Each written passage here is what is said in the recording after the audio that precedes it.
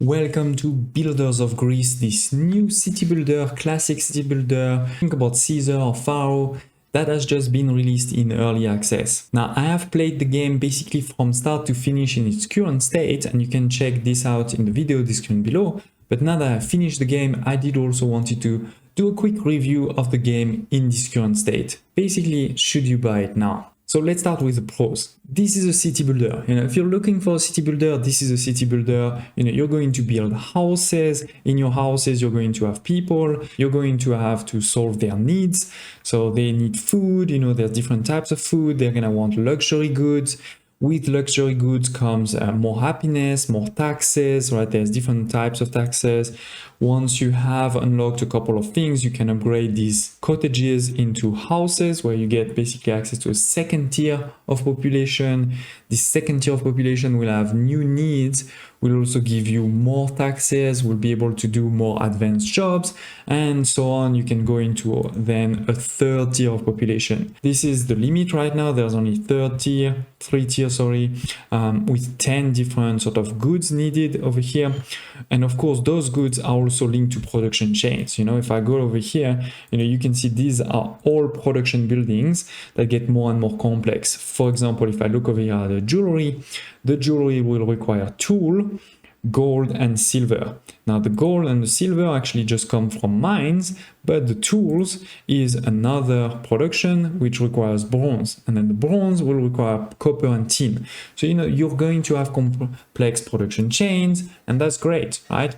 You also have the classic mechanism of happiness and money management, like I just mentioned, right? You get taxes, you get also building upkeep, you can get also army upkeep, and you'll have also trade, right? You can sell and buy things, and this will give you either positive or negative impact on your money. And then last but not least, you have the workforce management, right? Your people will be workers, and then all of your buildings will require workers, right? For example, over here, this is a flag plantation that requires 15 people of the first tier, and it has, by the way, a maintenance of 8. With this will produce some flags. Now, on top of this classic city building, there is actually a military aspect. You have over here, for example, an archery range, here a barracks, and I can start making, and there's also cavalry. Let me actually build it. Oh, I cannot. That's strange. I don't know why I can't build it. I did unlock it. That's a good time to talk about here. We have the technology tree, different level. This is tier 1, tier 2, and tier 3.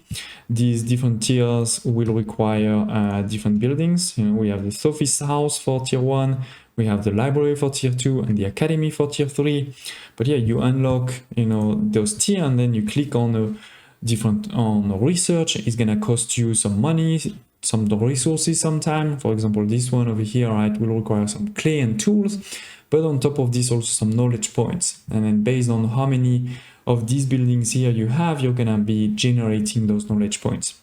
So we have the tech tree, we have different military, as I was just saying, right? And for the military, we can create an army of the different soldiers, different tiers of soldiers, if you wish. So let's create a couple of these, right? And then let me show you those soldiers.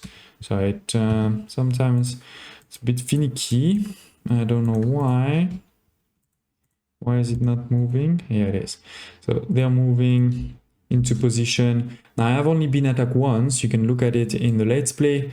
I think this is still very much missing in the current game. Now moving to the second point, we're talking about Greece in the old ages, in antiquity. I think that's a nice setting.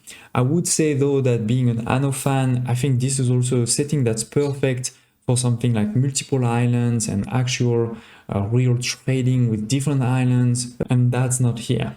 And then to end with the pros, let's talk about the graphics, which, to be honest, for me are a bit in the middle. They're not purely pros, they're not purely cons, because I think there is a lot of potentials. Like all of the models, like this is a house, right? It has a lot of details, but at the same time, I feel like the textures are bad. Like they're just not very clean. And I am at the highest level, if I'm not mistaken. I'm going to prove it to you, right? Quality high, everything is high, and it doesn't feel that nice. It's not like I'm having a super zoom. By the way, talking about the zoom out is pretty bad, because for example, for a building like this, the hyperdrome, it's going to provide, you know, the culture need everywhere over here, everywhere over here. It's actually impossible to see it in one place. So let's move a bit to the cons. And this is an early access game, so it's normal that there's some, but the reality is I do want to highlight them to you so you know what you're getting into, and also I want to highlight them for the developers so they know what to work on, in my humble opinion. So the first one is balancing of workforce. Basically, every single YouTuber you're gonna see out there is gonna be having negative workforce, because if you want to provide all of the resources for your people, you're gonna be in negative workforce. I mean, right now I am already negative, and I am not providing enough of most of the things. You can see a lot of zeros there because I'm not providing enough, because to provide enough, I would need a lot more workforce. Similarly, in terms of balancing, I think the time to research those things is way too long. In my series, again, I had to wait a lot. There's many YouTubers that are just barely over here, and they're already multiple hours into the game. So that needs some balancing in terms of the research time is too long. Then better UI for production and consumption. You know, we have this over here, which, and maybe it's not just about UI, but it's not working, right? Like the numbers over here are not working. And more importantly, if I look at the ceramic, this is one of the first buildings that you need to produce, but that's also being used by many production. But I can see my production here, I cannot see my consumption. So that's not working, that's bad. But link a bit more to the UI, you know, is I think I should be able to see not just the number of meat, but I should easily see if it's going up or down, like, you know, green or red, or an arrow going up or down. That should be there.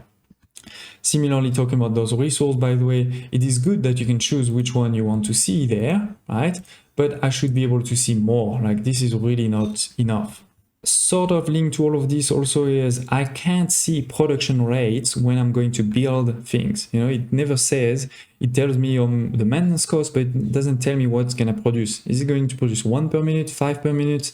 Is it going to use, you know, 5 wheats per minute, 3 wheats per minute? So I can't plan anything with this. Going back to the research, and sorry, I know I'm moving a bit around, but going back to the research, I think we should be able to change the research once you start it. Right now, you cannot stop it. You have to wait to finish it. I should have a notification when the research is done, because right now I have to check every 5 minutes if my research are done, and I should be able to queue up research. Now, as I shared, there's also the happiness element, but this happiness element is not very clear from two angles. The first one is, I'm not really sure what increases happiness. You know, we have buildings like the Hippodrome or gymnasiums and many others that seems to be producing some happiness, because when you build them, you see a happy smiley face, but it doesn't tell you by how much. Or when I click on the house, I cannot see what is contributing to this happiness. Similarly, it's not very clear what the impact of that happiness is. You know, it's like, right now they're happy or not happy, I don't see a difference. The taxes are the same, in my game at least. It's not like they are leaving, or it's not like with low happiness they are not joining my city, at least so far. Again, it could be bugged, but it's not clear right now.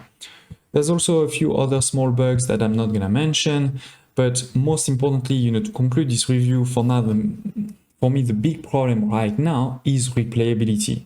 There's no difficulty options. There's only one map right now, only one scenario. Of course, I'm sure they're going to create more in the future, but let's say they create 5 maps. You know, right now, I feel like you play a map 1 time and you're done. So even 5 maps, that means, you know, you play 5 times and you're done. So I feel this is really missing, you know, in terms of replayability. If we think about Caesar 3 or all of those games, you had long campaigns, you had actual scenarios that had challenges and that had also, you know, different objectives and things like this. This is right now really missing. So I think in the current state of the game, to be honest, you know, yes, it is not super expensive at, let's say, 15 euros, depending on your country, but I do think it's not time to buy it. I think you have to wait a bit before you give it a buy. I'd love to hear your thoughts in the comments below. Feel free to share, you know, if you agree with something, did agree, and of course, don't hesitate to check on my channel for many other games.